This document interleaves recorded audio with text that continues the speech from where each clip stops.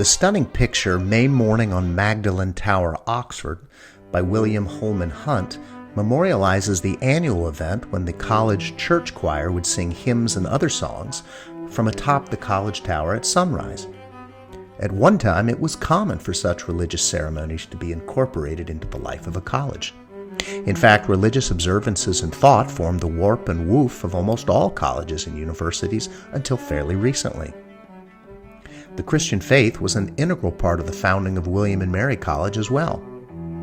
In 1693, William and Mary granted the General Assembly of Virginia the right to erect, found, and establish a certain place of universal study for divinity, philosophy, languages, and other good arts and sciences, so that the Church of Virginia might be furnished with a seminary of ministers of the gospel, and that the youth might be piously educated in good letters and manners, and that the Christian faith might be propagated amongst the Western Indians to the glory of Almighty God, promoting the studies of true philosophy, propagating the pure gospel of Christ, our only mediator, to the praise and honor of Almighty God.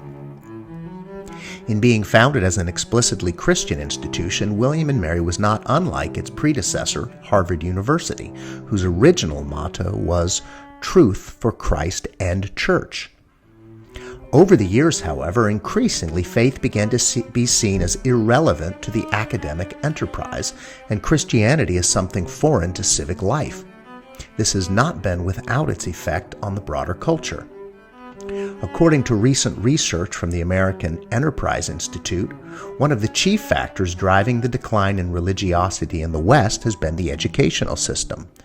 Lyman Stone explains, "Expansion in government service provision, and especially increasingly secularized government control of education, significantly drives secularization and can account for virtually the entire increase in secularization around the developed world." As Christians, we agree with Augustine that all truth is God's truth, and would concur with C.S. Lewis when he asserts, "I believe in Christianity as I believe that the sun has risen, not only because I see it, but because by it I see all things." Faith helps us to frame, understand, and give meaning to all of life, including academics. And yet, in an American culture that is increasingly characterized by competing worldviews and religions, an explicitly Christian framework increasingly feels neither feasible nor desirable in a public educational system that seeks to serve both Christians and non-Christians alike. How then are we to square this circle? One answer is the Christian Study Center movement. By providing co-curricular programming that leans into questions of meaning and understanding, questions increasingly overlooked by the secular academy, study centers complement their host institutions' work and enrich the college experience for both students and faculty alike. That's why here at Cambridge House, our vision is to set a table with the riches of the historic Christian tradition for the moral, spiritual, and intellectual flourishing of the William and Mary community.